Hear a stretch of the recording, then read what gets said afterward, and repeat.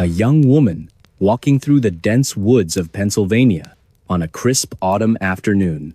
She's alone, her boots crunching softly against the fallen leaves, when she stumbles upon something strange, a rusted metal object half buried in the earth. At first glance, it looks like an old canister or perhaps some forgotten relic of war. But as she kneels to inspect it closer, she realizes its true nature. It's unexploded ordnance, a bomb left over from World War I. And what happens next will leave investigators baffled for years. Hey friends, you're in Dreamcatcher Stories, your cozy corner for stories that got lost along the way. Hit me up in the comments and tell me how this one hits you. Now, let's get sneaky and peek behind the curtain. The story begins in 2021, deep within the rolling hills of northeastern Pennsylvania. This area is known for its serene landscapes, dotted with small towns where everyone knows each other by name. It's a place where life moves slowly, and people take pride in their connection to history, especially the remnants of wars long past. For decades, locals have whispered about hidden dangers lurking beneath the surface, leftover munitions buried during training exercises nearly a century ago. Most dismissed these tales as mere folklore, until one fateful day when reality collided with legend. Lydia was no stranger to the woods. Growing up in this part of the country meant spending countless hours exploring trails and creeks, developing a deep appreciation for the natural world around her. On that particular afternoon, however, Lydia wasn't out for leisure. She had been searching for mushrooms to bring home to her family, venturing farther than usual into areas less frequented by hikers. The forest here felt different, quieter, heavier somehow, as if it carried secrets unwilling to be uncovered. When Lydia spotted the metallic glint peeking out from the soil, curiosity got the better of her. At first, she thought it might be treasure, a piece of history waiting to be rediscovered. Carefully, she brushed away the dirt, revealing more of the object's shape. Its size and weight suggested it wasn't just any artifact. It was far too large and ominous to ignore.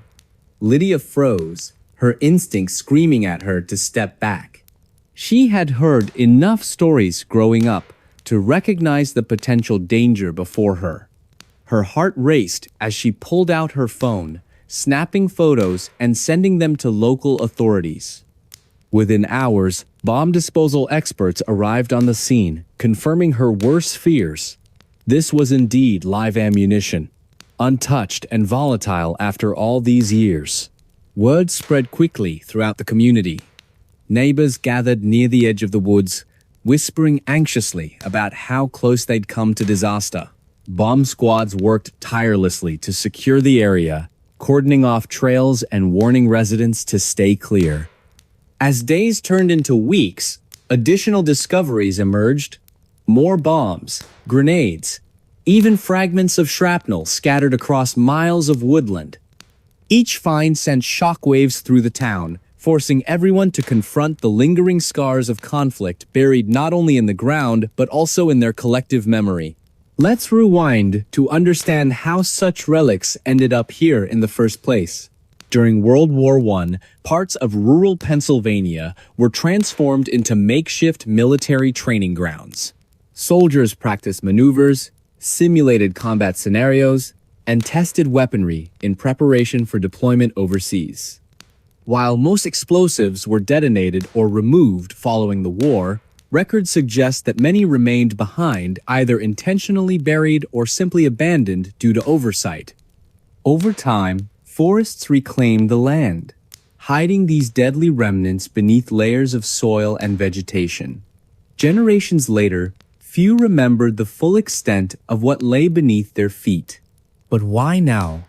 Why did Lydia stumble upon this bomb in 2021, nearly a century after it was likely discarded? Some speculated climate change played a role, with shifting weather patterns causing erosion that exposed previously concealed hazards.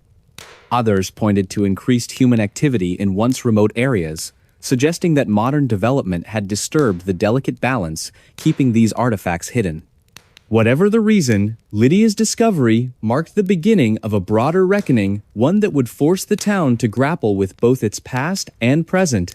As news of the unexploded ordnance spread beyond local borders, national attention followed. Journalists descended upon the town, eager to document the unfolding drama. Among them was Linda Hayes, an investigative reporter renowned for her work uncovering forgotten histories. Linda spent weeks interviewing residents, poring over archival documents, and collaborating with historians to piece together a comprehensive timeline of events. What she uncovered painted a chilling picture. Reports of similar incidents dating back decades, all linked to the same stretch of land. Yet somehow, none had triggered widespread alarm or action until now. Then came the twist. Forensic analysis revealed traces of chemical compounds inside several recovered bombs, indicating they may have been designed for biological warfare. While never deployed during World War I, experimental weapons programs explored such possibilities, leaving behind prototypes that posed catastrophic risks if mishandled. Could these devices still harbor active agents capable of causing harm? Authorities scrambled to assess the situation, enlisting toxicology experts and environmental scientists to evaluate potential threats. Meanwhile, panic gripped the community as rumors swirled about possible contamination affecting water supplies and wildlife. Public fascination with the case grew exponentially thanks to burgeoning true crime podcasts and documentaries. Among them was Time's Echoes of War*, hosted by investigative journalist Mark Thompson. Each episode combined archival footage, expert analysis, and newly uncovered evidence to paint a vivid picture of events surrounding Lydia's discovery.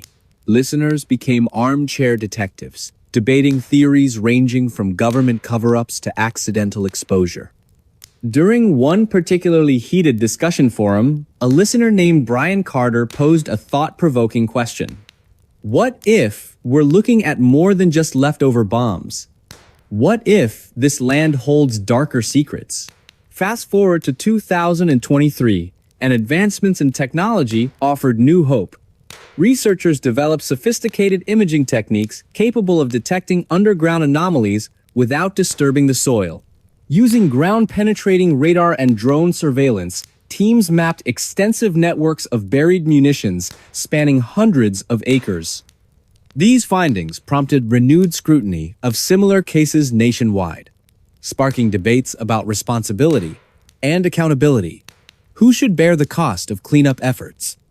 How could communities protect themselves from future risks while honoring the sacrifices made by those who trained on these lands? One breakthrough involved analyzing soil samples collected near recovery sites. Results indicated elevated levels of heavy metals and other contaminants, raising concerns about long-term ecological damage.